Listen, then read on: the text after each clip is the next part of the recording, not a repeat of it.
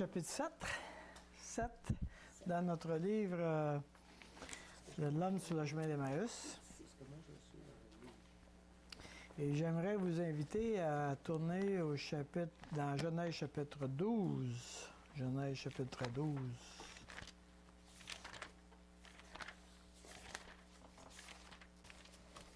Genèse chapitre 12, l'Éternel dit à Abraham, « Va-t'en de ton pays, de ta patrie, et de la maison de ton père dans le pays que je te montrerai. Je ferai de toi une grande nation, je te bénirai, je rendrai ton nom grand, et tu seras une source de bénédiction. Je bénirai ceux qui te béniront, je maudirai ceux qui te maudiront, et toutes les familles de la terre seront bénies en toi. » On va lire aussi Genèse chapitre 17. Lorsqu'Abraham fut âgé de 99 ans, l'Éternel apparut à Abraham et lui dit, « Je suis le Dieu Tout-Puissant, marche devant ma face et sois intègre. J'établirai mon alliance entre moi et toi et je te multiplierai à l'extrême. » Abraham tomba sur sa face et Dieu lui parla en disant, « Voici mon alliance que je fais avec toi, tu deviendras père d'une multitude de nations. On ne t'appellera plus Abraham, mais ton nom sera Abraham, car je te rends père d'une multitude de nations. Je te rendrai fécond à l'extrême. Je ferai de toi des nations et des rois sortiront de toi. J'établirai mon alliance entre moi et toi et tes descendants après toi selon leur génération. Ce sera une alliance perpétuelle en vertu de laquelle je serai ton Dieu et celui de ta postérité après toi. Je te donnerai et à tes descendants après toi le pays que tu habites comme étranger, tout le pays de Canaan en possession est perpétuel et je serai leur Dieu. » Ça, ces deux passages-là, il y a d'autres passages aussi, mais je vais juste me mettre en lumière que on appelle ça des alliances. Mais les alliances, cette alliance-là est probablement l'alliance clé qui débarre, si tu veux, l'ensemble de la Bible. Qui déverrouille qu'est-ce que Dieu est en train de faire et qui nous donne un sens à tout ce qu'on va lire dans la parole de Dieu. Dieu a donné des promesses à Abraham. Je vais te faire une grande nation, je vais te bénir, tu vas avoir une descendance, tu vas avoir une terre, etc. Et quand vous allez lire la Bible, et particulièrement l'Ancien Testament, vous allez surveiller ça aussi, que Dieu revient avec ces promesses-là. Et je vais expliquer dimanche que ça ressemble à, tu sais, vous savez, une roche que tu jettes dans l'eau, il y a un petit rond, après ça un autre grand rond, comme ça. Là, okay? La promesse de Dieu, c'est exactement la même chose. C'est-à-dire que ça concerne un individu, mais la même promesse concerne un plus grand nombre, un plus grand nombre, un plus grand nombre, comme ça. Puis c'est à travers la Bible qu'on voit la chose se développer. Autrement dit, ça prend de l'expansion à travers la Bible, puis on comprend de plus en plus la grande image que Dieu avait. OK? Alors, évidemment, on commence avec Abraham, il y a Isaac, après ça, il y a Jacob. Jacob a 12 enfants. Okay. Et ça dit, « Je suis l'Éternel, le Seigneur dit à Jacob, je suis l'Éternel, le Dieu d'Abraham, ton père, et le Dieu d'Isaac. Toutes les familles de la terre seront bénies en toi et en ta postérité. » Il revient avec la promesse qui a été faite à Abraham 3 générations plus tard. Autrement dit, Dieu dit à Jacob, « Je continue, moi. Je continue à accomplir ce que je dois faire. » Donc, je suis l'Éternel, je suis le Dieu d'Abraham, d'Isaac et Jacob. Quand on se retrouve dans le Nouveau Testament puis qu'on entend « Je suis le Dieu d'Abraham, d'Isaac et Jacob », on replonge dans le plan de Dieu.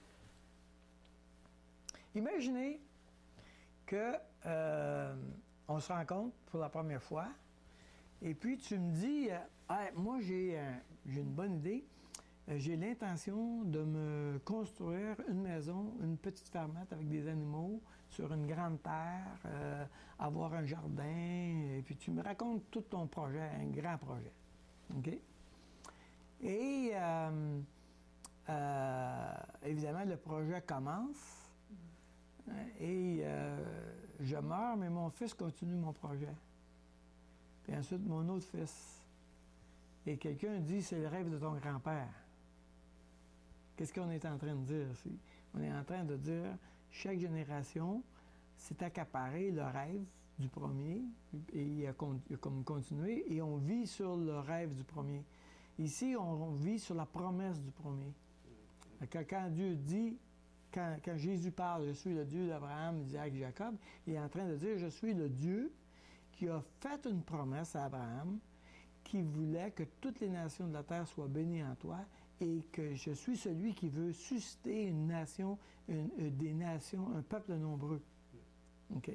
Je suis ce même Dieu-là qui avait ce plan-là avec Abraham, mais je suis encore comme ça, puis je pense encore à ça. Je n'ai pas changé d'idée.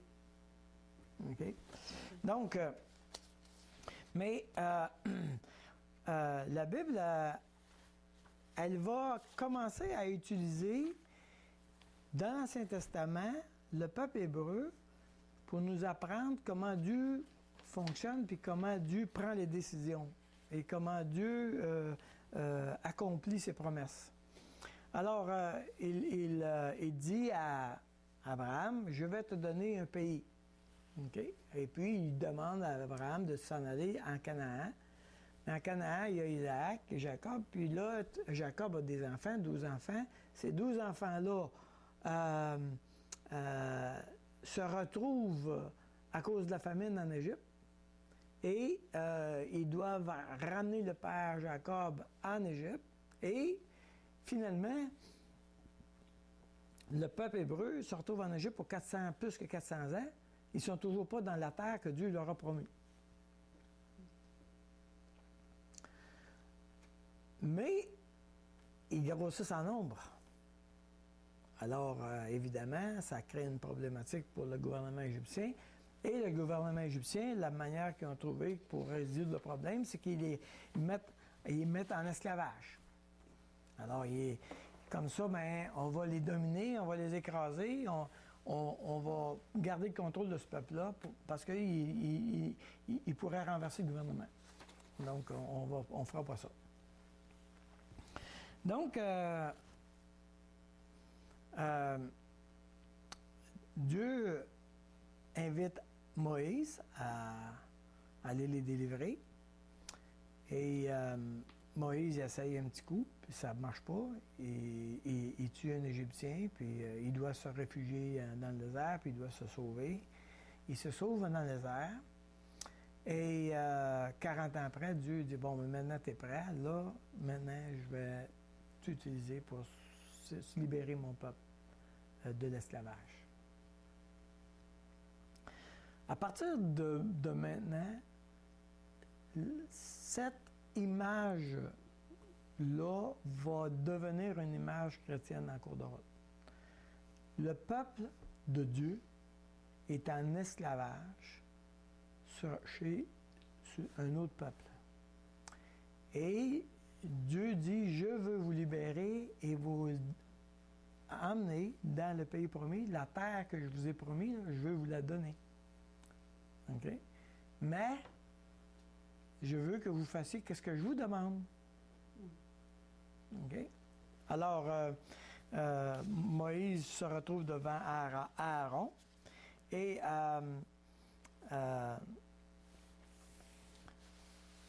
là, Dieu va faire quelque chose que je crois qu'on va revoir dans la fin des temps.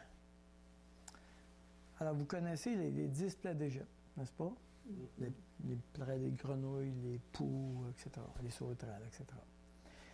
Mais toutes ces plaies-là correspondent à une divinité que les Égyptiens adoraient. Et ce que Dieu voulait mettre en lumière, c'était que ces dieux-là, ils ne peuvent pas vous sortir du pétrin. C'est moi le Dieu d'Israël, c'est moi le vrai Dieu. Et vous, vos divinités, ça ne fonctionne pas. Et Dieu va, par un acte de jugement, va faire la démonstration que ces dieux-là ne peuvent pas vous sauver. OK? Moi, je crois que dans la fin des temps, on est dans l'Apocalypse, c'est ainsi, Je crois que dans la fin des temps, Dieu va faire à peu près de même genre. Peut-être pas les mêmes divinités, il n'y a peut-être pas des sauterelles, mais tous les dieux de la société, Dieu va il va les visiter. Que ce soit l'argent, la santé, etc. Dieu va visiter ça, puis il va poser un acte de jugement pour dire non, vous ne vous tournez pas vers ça, vous devez vous tourner vers moi. Alors, on se retrouve avec deux catégories de personnes. Des personnes qui croient en Dieu, des personnes qui ne croient pas en Dieu. Pharaon, il dit, moi, je ne crois pas à ton Dieu. Dieu fait toujours deux choses. Ou il sauve, ou il juge. Il fait une de ces deux choses-là. Alors, si je dis, je crois en toi, Dieu, Dieu va poser des actions de libération, de délivrance. S'il dit, je ne veux rien savoir de toi, Dieu va poser des actions de jugement. OK? Mais dans les deux cas, l'intention, c'est que les deux groupes vont reconnaître qu'il est Dieu. D'un point de vue positif ou d'un point de vue négatif. Les deux vont dire, oui, il est vraiment Dieu. Même si c'est à travers un acte de jugement. Alors, les pharaons et les peuples égyptiens se retrouvent dans cette situation-là. Et tous leurs dieux sont visités et tous leurs dieux sont mis KO, comme on dit. Et là, Dieu dit, maintenant,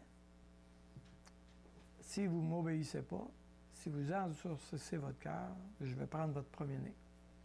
Alors, la manière dont vous pouvez échapper au jugement, c'est que vous allez prendre un agneau et vous allez faire ce que je vous demande. Alors, on va tourner ensemble dans Exode chapitre 12.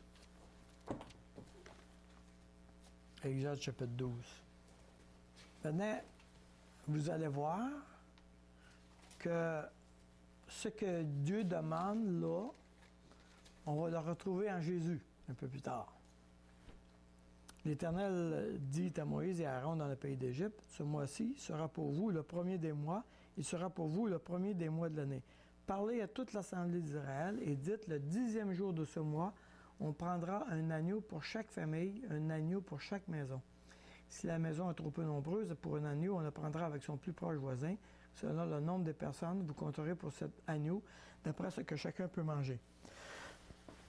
Ce sera un agneau sans défaut, mâle, âgé d'1 an. Vous pourrez prendre un agneau ou un chevreau, vous le garderez jusqu'au 14e jour de ce mois et toute l'assemblée d'Israël l'immolera entre les deux soirs. On prendra de son sang et on en mettra sur les deux poteaux et sur le linteau de la porte des maisons et on le mangera. Cette même nuit, on en mangera la chair rôtie au feu, on le mangera avec des pains sans levain et des herbes amères. Vous ne le mangerez point à demi-cuit et bouilli dans l'eau, mais il sera rôti au feu avec la tête, les jambes et l'intérieur. Vous n'en laisserez rien jusqu'au matin, et s'il en reste quelque chose le matin, vous le brûlerez au feu. Quand vous le mangerez, vous aurez vos reins sains, vos souliers aux pieds et votre bâton à la main, et vous le mangerez à la hâte, c'est la Pâque de l'Éternel. Cette nuit-là, je passerai dans le pays d'Égypte, et je frapperai tous les premiers-nés du pays d'Égypte, depuis les hommes jusqu'aux animaux, et j'exercerai des jugements contre tous les dieux de l'Égypte. Je suis l'Éternel. Le sang vous servira de signe sur les maisons où vous serez. Je verrai le sang, et je passerai par-dessus vous. Il n'y aura point de plaie qui vous détruise quand je frapperai le pays d'Égypte. Alors, ce que Dieu dit, moi je vais aller et je vais poser un acte de jugement et je vais prendre le premier de toutes les familles. Mais vous pouvez être épargné de ce jugement-là si vous prenez le sang de cet agneau-là et vous en peinturez les peintures de la porte et que vous sacrifiez cet agneau-là qui doit être sans défaut, mâle et âgé d'1 an. Autrement dit, voici la prescription très exacte de ce que je veux que vous fassiez. Que tu sois un Égyptien ou un Hébreu, si l'Hébreu ne fait pas ça, il va perdre son premier-né. Si l'Égyptien fait ça, il ne va pas perdre son premier-né. OK? Autrement dit, j'ai confiance en Dieu de ce qu'il me demande, puis je choisis de faire ce qu'il me demande. Cette image-là va être reprise dans le Nouveau Testament avec Jésus. Il est l'agneau, OK? Et c'est son sang qui me protège du jugement de Dieu. Il est l'agneau qui va être sacrifié pour éviter le jugement. Pour cette raison, on va commencer à immoler des agneaux. On a déjà commencé à immoler, mais là, ça va devenir le point pivot. Et quand les Hébreux vont se retrouver, après avoir fui l'Égypte, se retrouver dans le désert, ils vont commencer à faire des sacrifices, puis ils vont sacrifier des agneaux en rappel de ce que nous avons été épargnés du jugement de Dieu. Si bien que quand Jean le Baptiste rencontre Jésus, il va dire « Voici l'agneau de Dieu ». Parce qu'il fait le lien entre « Voici l'agneau qui élimine la possibilité d'un jugement sur nous ». Et Jésus est le Messie, celui qui va donner sa vie et qui va éliminer la possibilité de jugement sur nous. Donc, cette histoire-là va devenir une histoire sur laquelle on va la réutiliser comme une image de rappel tout le temps. Et à partir de ce moment-là, on va célébrer la Pâque. En anglais, c'est Passover, passer par-dessus. Okay? C'est-à-dire que Dieu a passé par-dessus nous, le sang nous a protégés. Et à partir de ce moment-là, les Hébreux vont commencer à célébrer la Pâque à chaque année. Et ça dit au verset 24, dans le même chapitre, « Vous observerez cela comme une loi pour vous et pour vos enfants à perpétuité. Quand vous serez entrés dans le pays que l'Éternel vous donnera, selon sa promesse, vous observerez cet usage sacré. Et lorsque vos enfants vous diront « Que signifie pour vous cet usage ?» vous répondrez « C'est le sacrifice de Pâques en l'honneur de l'Éternel qui a passé par-dessus les maisons des enfants d'Israël en Égypte lorsqu'il frappa l'Égypte et qu'il sauva nos maisons. » Autrement dit, la Pâque va être un rappel continuel qu'on a été délivré du jugement de Dieu et qu'on a été délivré de l'esclavage de l'Égypte. C'est important de comprendre le principe dans lequel Dieu fonctionne parce que c'est un principe qui va revenir tout le temps. C'est-à-dire que Dieu va démontrer qu'il est Dieu d'une manière ou d'une autre, que tu y crois ou que tu n'y crois pas. Si tu y crois, Dieu va poser des actions pour t'aider à vivre la délivrance, le salut. Si tu n'y crois pas, tu vas y aller, tu vas traverser ça à travers le jugement de Dieu, c'est tout. OK? Parce que Dieu avait dit à Abraham, « Je bénirai les nations qui vont te bénir. » OK? Autrement dit, je vais être gentil avec eux. Parce que les Égyptiens, oui, ils les ont emmenés en esclavage, mais ils les ont aussi sortis de la famine. OK? Donc, ce que Dieu a fait à travers l'histoire envers les Égyptiens, il a toujours donné, dans tout l'Ancien Testament, c'est ce qu'on voit, une place différente aux Égyptiens qu'aux autres peuples autour. Et même Jésus va fuir en Égypte, tu vois.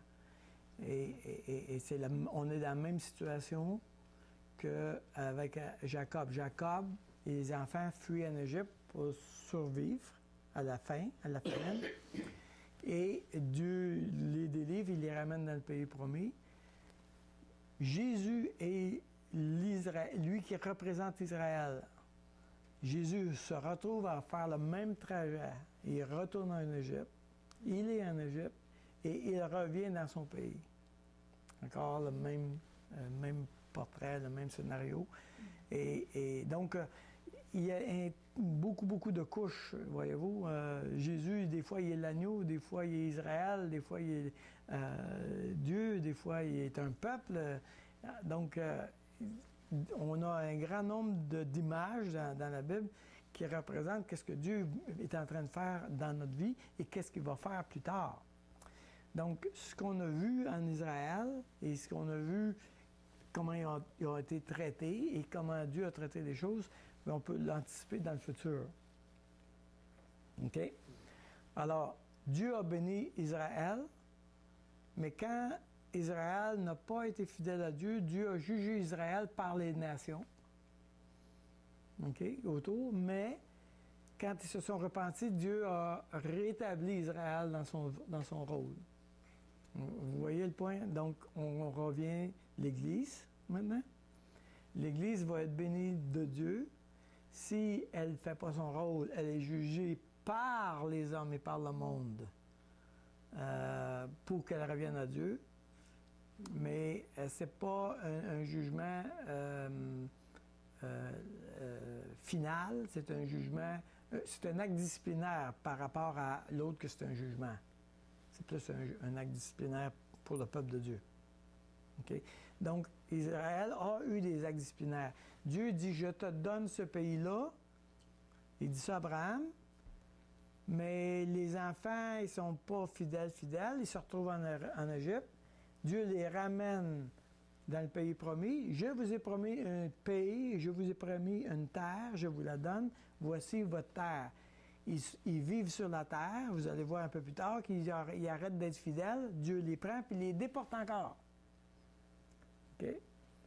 Là, après ça, il les ramène. Ce que Dieu dit, c'est j'ai décidé que vous auriez une terre. Vous allez l'avoir. Sauf que c'est pas une terre. Vous n'aurez pas un bénéfice comme ça sans vous occuper de moi. Vous allez avoir un bénéfice avec moi, pas malgré moi. C'est un peu différent. Alors, cette histoire de la Pâque ici, on va la retrouver partout, jusqu'à la fin de l'Ancien Testament, jusqu'à la fin du Nouveau Testament. Pourquoi? Parce que est l'image qui va être utilisée pour démontrer que nous étions esclaves et que l'agneau a été employé par Dieu pour nous délivrer du jugement de Dieu. Il va faire ça tout le temps. Alors, il commence par une petite image, puis ça en va vers de plus grandes images, mais c'est toujours la même idée.